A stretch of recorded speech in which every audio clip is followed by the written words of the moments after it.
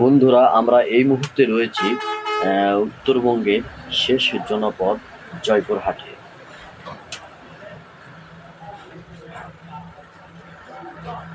আমরা জয়পুরহাটে bus stand থেকে আজকে রওনা দিব আচরাঙ্গা দিঘি উদ্দেশ্যে। বন্ধুরা, আমাদের সঙ্গে থাকুন আর নতুন ভিডিও উপভোগ করুন। আমরা এখন রয়েছি বটতলী বাজারে। বটতলী বাজার, এখান থেকে আমাদের যেতে হবে খেতলাল।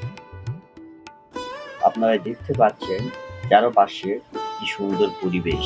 তবে আজকে বৃষ্টির কারণে এইরকম আর কি, অন্যান্য দিনের তুলনায় আজকে একটু বৃষ্টি বেশি হয়েছে, আর বর্ষা মৌসুম।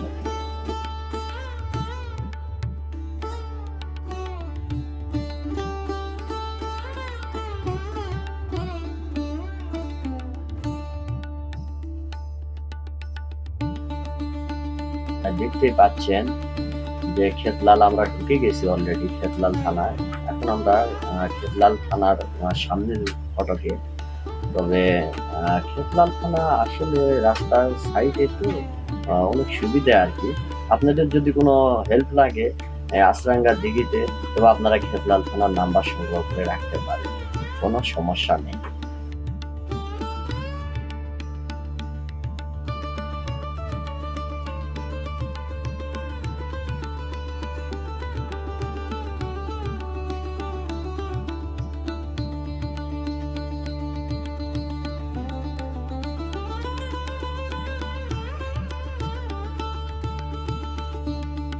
দুপাশে বিল্ডিং ও দোকানপাট রয়েছে। এটা সিএনজি স্ট্যান্ড। এখান থেকে আপনারা জয়পুরহাট যেতে পারেন। এটা হাসপাতালের মোড় বলে অনেকে চেনে। একটু সামনের দিকে এগুতে চোখের সামনে পড়লো ইটাখোলা বাজার। আর ইটাখোলা বাজার অতিক্রম করেই আপনাদের সামনের দিকে এগুতে হবে। চারিদিকে মনোরম পরিবেশ, খুব সুন্দর সৌন্দর্য।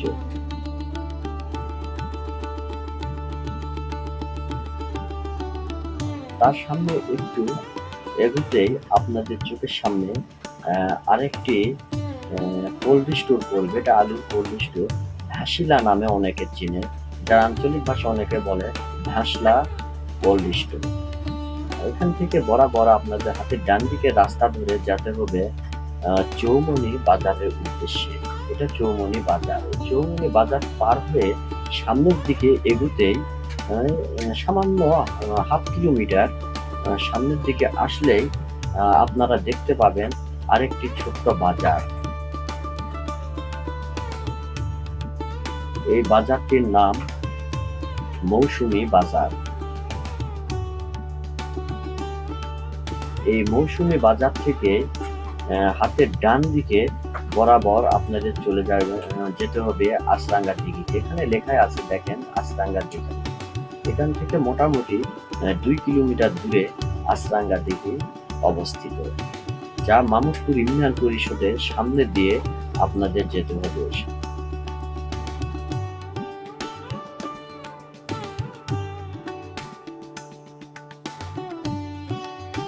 বিশাল একটি খেলার মাঠ। এটা মামুদপুর উচ্চ বিদ্যালয়। আর এর পাশ দিয়ে এই রাস্তাটা পুরোপুরি গ্রামের ভিতর দিয়ে আচরাঙ্গা দিঘিতে যেতে হবে। রাস্তার দুপাশে বসতি ও ঘন জঙ্গল, দেখার মতো চোখ জুড়ানো দৃশ্য।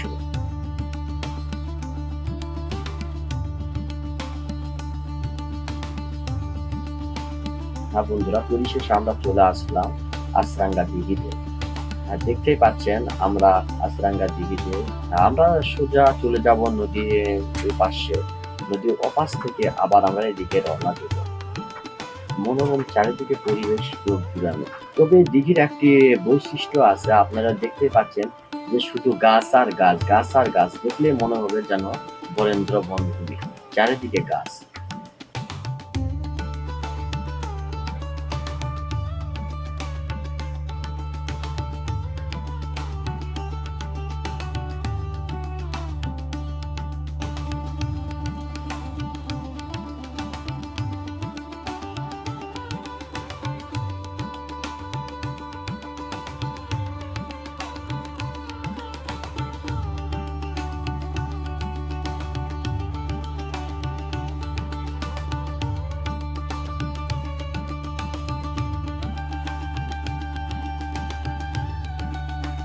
নাস্তার জন্য দোকান দেখতে পাচ্ছেন। এখানে ২-৩টা দোকান রয়েছে যেখানে মনে করেন সব ধরনের খাবার পাওয়া যায়। সব ধরন বলতে ফাস্টফুড যেগুলো আমরা ঝালমুড়ি খাবো আরকি। এখানে ঝালমুড়ি অর্ডার দিলাম, দেখি আমাদের ঝালমুড়ি কিভাবে তৈরি করে দেয়। আপনারা বন্ধুরা আমাদের সঙ্গে থাকুন, ভিডিওতে দেখতে থাকুন। আমরা পুরো পুকুর চারিদিকে ঘুরবো, ঘুরে আপনাদের দেখাবো। এখানকার ঝালমুড়ি অবশ্য খুব সুন্দর সুস্বাদু।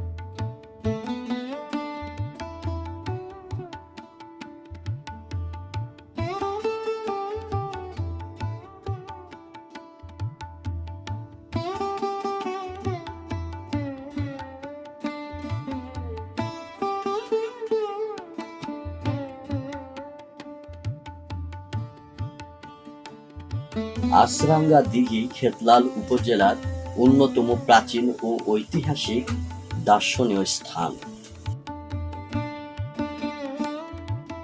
যদিও দিঘিটির সঠিক ইতিহাস লিখিতভাবে সংরক্ষিত নেই, তবে জনশ্রুতি অনুযায়ী তৎকালীন রাজশাহী জেলার তায়েরপুর আদি রাজবংশের পূর্বপুরুষ ভুট্টু নারায়ণের ১৩০০ বংশধর মৌন ভুট্টু ১০ম শতকে দিঘিটি খনন করেন।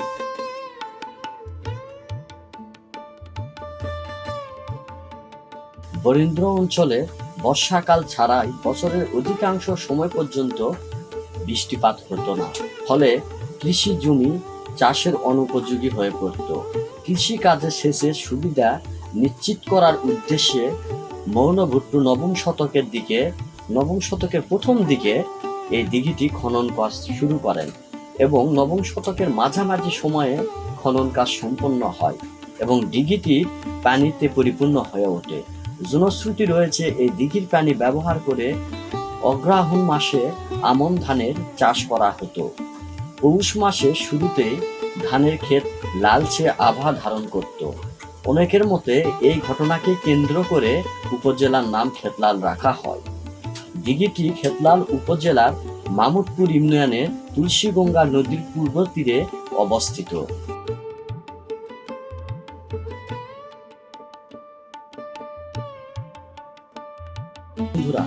আরো একটি কথা, এখন এখানে যত সম্ভব দেখা যাচ্ছে রাস্তাগুলো তৈরি করতেছে, নতুন রাস্তা, মাঝখান দিয়ে পিচ ঢালা রাস্তা হবে এবং মাঝখানে একটি বেলি ব্রিজ হবে। আর এই দিঘিটির আরেকটি দারুণ দৃশ্য রয়েছে। এই দৃশ্যটি হলো যে আপনারা দেখতে পাচ্ছেন ভিডিওতে, যে এক সাইড সরু জঙ্গলের মতো কাটা রাস্তা, সুড়ঙ্গ। এই সুড়ঙ্গ নদীর সাথে সম্পৃক্ত। বর্ষাকালে এখানে নদীর এই সুড়ঙ্গ বা এই মোহনা মুখ কেটে দেওয়া হয়। এই মুখ কেটে দেওয়ার ফলে এদিক দিয়ে পানি যাতায়াত করে। আর এখানে লোকের মুখে যেটা শোনা যায় আর কি, গল্প কথা, যে এখানে নাকি মাছ যাতায়াত করতো, বিশাল বড় বড় মাছ। একটি মাছ এখান থেকে যায়, তবে ঝাঁক বেঁধে আবার মাছ নিয়ে আসে। মাছের দুটি কানে ফুল থাকে, নাক ফুল থাকে, এইরকম গল্প কথা রয়েছে।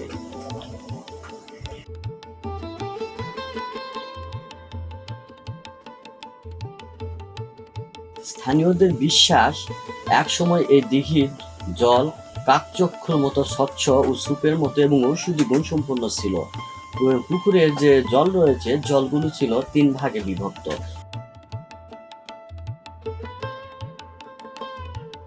এক ভাগ ছিল স্বচ্ছ কাঁচের মতো পানি, আর এক ভাগ খোলা, আর এক ভাগ সবুজ। তবে কেউ অসুস্থ হয়ে পড়তো, তাহলে এই দিঘির যে স্বচ্ছ কাঁচের মতো পানি অংশ রয়েছে, ওখান থেকে এক গ্লাস পানি পান করলে নাকি সুস্থ হয়ে যেত। কিন্তু কালের বিবর্তনে, যুগের ধারাবাহিকতায় এখন সে অবস্থা আর নেই। এখন দিঘির পানি এরকম আগের মতো আর নেই, এখন একই কালার দেখা যায়। শীত মৌসুমে বিভিন্ন প্রজাতির অতিথি পাখির আগমনে দিঘির পরিবেশ হয়ে উঠত খুবই মধুর ও মনোরম। কারণ এখানে অতিথি পাখি প্রচুর পরিমাণে উড়ে আসতো দূর দূরান্ত থেকে। আর এখনো মাঝে মাঝে পানকৌড়ি দেখা যায় দিঘিতে খেলা করে দল বেঁধে।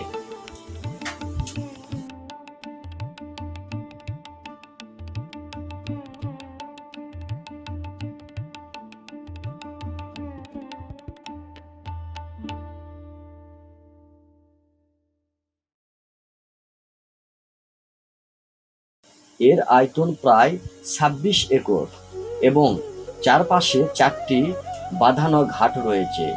দীর্ঘদিন ধরে এটি সনাতন ধর্ম অবলম্বী সহ বিভিন্ন ধর্মের মানুষের দিঘিটি গুরুত্বপূর্ণ তীর্থস্থান হিসেবে পরিচিত।